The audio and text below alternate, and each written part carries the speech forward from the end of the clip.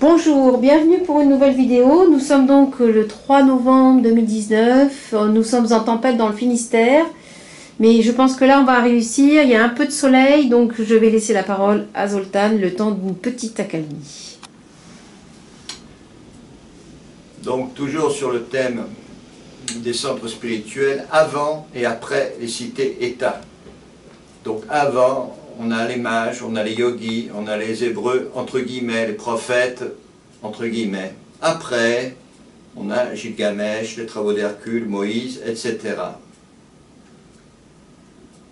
Donc, bien plus que les arts et les sciences, les centres spirituels résultent de la transmission de certains principes, historiquement, en ce qui concerne l'Europe, d'Orient vers l'Occident. Alors, la zone, ici, c'est l'Indus, la frontière des Indes. Ce que vous traversez là, c'est la Perse, avec le fameux Elam. Juste en face, vous aurez Sumer, puis après Akkad.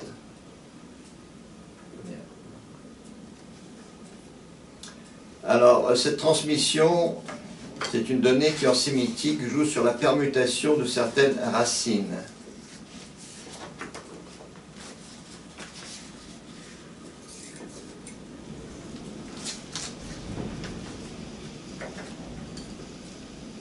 Alors, cette racine, c'est Ein,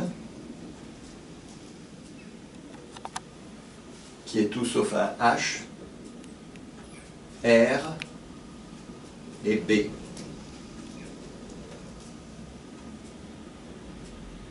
Avec les idées de traversée, de propagation des éléments. Ça peut être l'eau, ça peut être le vent, donc c'est déjà l'esprit. Et en permutant le R et le B, donc le R vient là, le B vient là, Ein, B, R.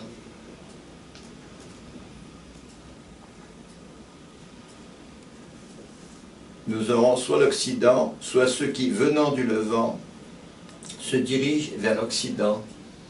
Donc c'était transcrit par hébreu. Alors, en plus guénon, citant Dante Alighieri, c'est fils d'Héber qui, loin de renvoyer un peuple déterminé, renvoie aux initiés en charge de l'adaptation des dix principes aux divers peuples rencontrés au cours de leur périple. Comme nous le disions, entre l'Indus et la terre, entre deux fleuves, soit encore le Tigre et l'Euphrate. Non, là je vais faire une petite manip mystique. Attention, ok, tu restes là, toi. J'ai une autre carte.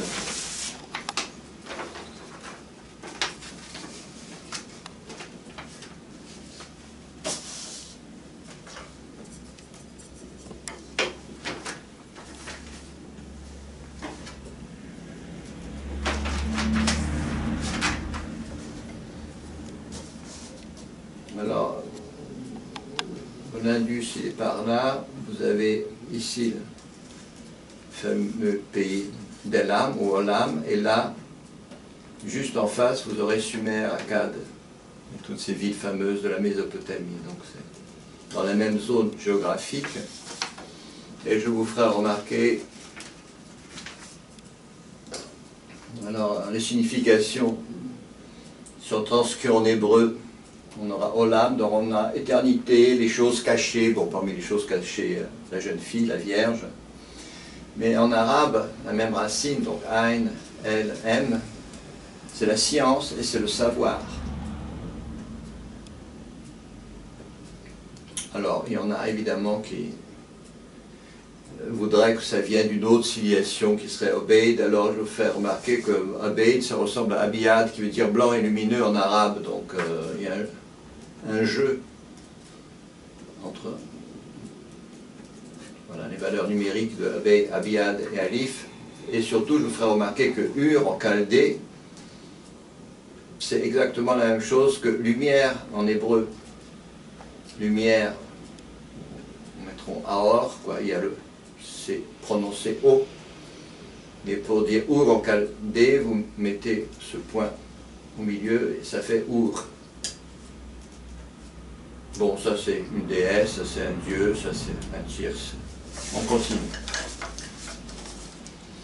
Donc ces peuples, mouvements de peuples générés par les grandes perturbations climatiques, géologiques, donc la mer de Barbara, le Bosphore, creusé par les eaux de la Méditerranée, ça s'est déversé dans le grand lac appelé depuis mer Noire, qui était à moins de 100 sous le niveau de la mer.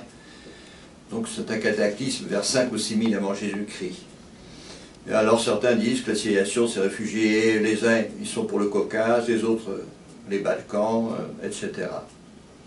Donc c'est un peu autre chose que d'Orient vers l'Occident, mais c'est pas grave. Jusqu'ici nous sommes en terrain stable, transmission des principes, des savoirs, des législations, toutes choses présupposant bien établi le principe matériel sur lequel repose toute société, des plus humbles aux plus glorieuses. Principe substantiel, mieux biologique, quelque peu zappé par Guénon, qui est toujours stratosphérique. Nous avons nommé cette phase très particulière de l'histoire humaine, caractérisée par la culture des céréales, sans lesquelles il ne saurait être question des cités-États, et pour nous limiter à notre propos, cités-États de la Mésopotamie historique. Alors là, je vous propose un livre qui vient de paraître, dont l'auteur a beaucoup souffert parce qu'il a dû revenir sur des tas de vérités bien établies et qui en fait n'étaient pas si Homo domesticus. Homo domesticus, James Scott l'a découverte. En effet, comme le souligne non sans malice le très savant auteur d'Homo domesticus, l'histoire n'a pas enregistré l'existence d'états du manioc, du sagou, de l'igname, du taro, du plantain, de la patate douce, par la raison que leur récolte se fait en toute saison, contrairement au blé, au riz, à l'orge, au maïs, au sorgho, au millet. Diabolique céréales titre la préface, puisque qui dit semaille dit paysan, prisonnier de guerre, esclave, qui dit récolte dit impôt, qui dit registre dit écriture. Nous vous laissons découvrir. Alors c'est plein d'humour, c'est vraiment plein d'humour, et voilà du reste la préface, je te le mets comme ça. Je le mets en grand, d'accord. Voilà, nous y sommes. Je ne sais pas si ce sera lisible. Diabolique céréales. Alors il insiste bien que plus l'homme domestique les plantes des animaux, plus il se domestique lui-même, quoi, parce que bon... Et ça a un certain rapport avec la spiritualité, entre guillemets, avant et après. Alors, pour les paléo-ethnologues, les chasseurs-cueilleurs, donc c'est un temps fluide. Les hommes étaient beaucoup plus grands, très peu sujets aux maladies, vu la très grande diversité alimentaire, l'absence d'épidémies liées à la concentration humaine ou animale, la domestication, n'est-ce pas? Et surtout un monde où la femme, non seulement avait la pleine liberté de son corps, donc de ses grossesses, mais se trouvait de ce fait même en possession de tout un ensemble de savoirs, conditionnant non seulement la condition féminine, mais avant tout l'avenir de la société. Nous voulons parler de la qualité de ce produit nommé enfant. Dans son rapport avec le thème des déesses, de toute fonction et de tous attributs, toutes données impliquant la très longue permanence de l'initiation féminine. Encore qu'en passant de l'Élam à Sumer, les déesses sont presque toutes absorbées par Ishtar, déesse de l'amour, tout aussi bien de la guerre, c'est un peu curieux. En attendant, les Akkadiens, qui ont bon sémite, vont marquer une nette régression juridique de la femme. Mais surtout, dans la foulée du grignotage, puis de la contestation du sacerdoce au féminin, déjà bien amorcé avec Gilgamesh, ce qu'un René Guénon aurait pu nommer la révolte des guerriers contre les mages. Thème développé dans Pouvoir temporel et autorité spirituelle, ou encore l'article L'ours et le sanglier. Donc,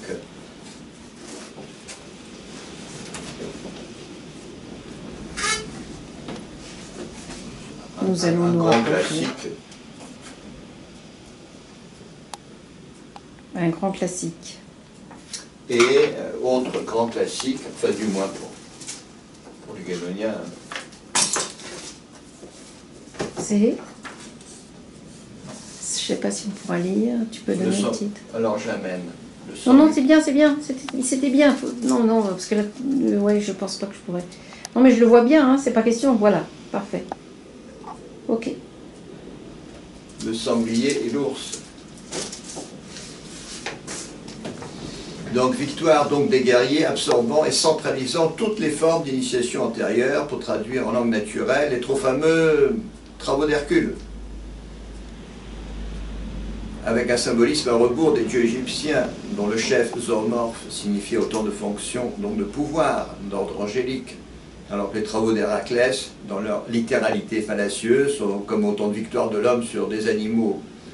Comprendre ces animaux comme autant de totems ou de drapeaux correspondant au Tougouk ou encore au Do de l'époque. Bref, mainmise totale sur les écoles de mystère, pour traduire en bon français... le lion de Némée, l'hydre de Lerne, le sanglier de Riment, pour la biche, les oiseaux, le taureau, les juments, les bœufs, en attendant le chien nommé Cerbère, ajouté à la liste pour bien marquer le nouvel ordre des choses. En termes de culture, on passe donc de la Crète au Péloponnèse. Bon, la fameuse la Crète, de Knossos à Mycène, donc Knossos c'est en Crète. Alors Mycène, ça va de moins 1650 à moins 1250, ça initie le déclin des siècles dits obscurs jusqu'à Hésiode. Donc Mycène, c'est la cité de la guerre par excellence. C'est quelque chose entre Sparte et la Prusse. Hein. Et après ces siècles de déclin, Hésiode, vers moins 1800, chante les dieux toujours vivants, mais dans une mémoire qui, entre-temps, a complètement oublié l'ancien syllabaire, bon, le fameux linéaire B, sorti du linéaire A, qui est minoen, pour un nouvel alphabet. Donc, on réécrit l'histoire. On ne sait même plus déchiffrer ce qui était écrit avant. Mais revenons en arrière, avant la culture des céréales, permettant l'émergence des cités-États de la Mésopotamie historique. Période précédant l'invention de l'écriture, partant précédant le scribe, ergo le législateur, dont l'autorité repose sur le droit.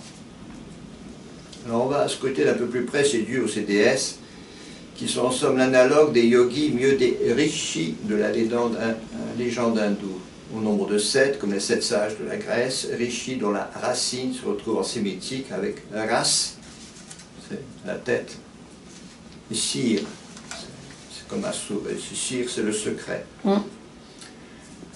Alors là, on arrive vraiment à quoi on voulait arriver. Pour de tels rishis, en hébreu, c'est roer. Si l'écriture renvoie à l'idéographie, celle-ci n'est que la trace, l'ombre, mieux la forme démagnétisée de ce qu'un hindou nomme yantra, comme la parole que la forme, tout aussi privée de puissance propre du mantra. Il s'agit ici de toute autre chose que de la simple autorité d'un adulte sur un enfant, d'un roi, voire d'une reine sur ses sujets. Au fait, qu'en est-il de ces roer? Alors, mot à mot, en hébreu, c'est voyant, c'est un peu plus intéressant que prophète. Et on va bientôt revoir la célèbre histoire du veau d'or, dont la pleine signification ne survit que grâce à certaines légendes qui, hélas, n'est pas dans le texte de la Bible, preuve pour ne pas changer de l'incompétence des scribes rédigeant la trop fameuse Torah. On voit que ça allait assez vite. On enclenche. Donc nous allons enchaîner avec des questions qui sont assez nombreuses.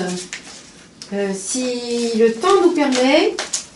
Donc, bon, moi la première question que j'aurais envie de poser, donc c'est historiquement, et en ce qui concerne l'Europe, d'Orient vers l'Occident. Pour l'Asie, on suppose en sens inverse. Est-ce que c'est ça? Oui, c'est en sens inverse. Alors, sur l'Asie, il y a quand même un livre qui est très intéressant. L'auteur n'a pas beaucoup écrit, de lamentable transcription de ses articles dans l'étude traditionnelle. C'est ce monsieur qui s'appelle voilà, Lyonnais. Monsieur Lyonnais. Adrien Maisonneuve. Jacques Lyonnais. Bien. Donc c'est très, très, très, très intéressant. Alors, pour les Chinois, alors les Chinois s'appellent les têtes noires, exactement comme les Sumériens. Bon, il y a un article de Guénon là-dessus, sur la signification. Alors, se passe la même chose. Il y a un refoulement progressif des Miao, dont les lieux saints sont toujours en zone humide, comme Sumer, et dont les mages ont pour emblème le sanglier. Et ils seront combattus par les Han, qui sont beaucoup moins fluides, beaucoup plus épais, représentés par l'ours, qui en somme équivalent de Sumer tardif et des Acadiens, quoi. Donc des mages capables de voler, comprendre sortir de leur corps, fait de terre un autre corps, fait de verre. Oui, c'est un thème classique. C'est un thème classique, oui. Toujours, c'est beaucoup plus... Le corps fait de terre, le corps biologique, rouge, gueule. Le corps subtil fait de verre, sinople. Oui. La légende Arthur, il y a une vidéo là-dessus, sortant l'épée de l'enclume, ça veut dire la même chose. Alors dans les deux cas, bon, pour exprimer ses capacités magiques, n'est-ce pas? Oui. On va montrer des êtres avec des plumes, avec des ailes. Mais il y a un autre symbole qui est beaucoup plus abstrait. Alors pour l'Occident, c'est l'anneau des Zoroastres.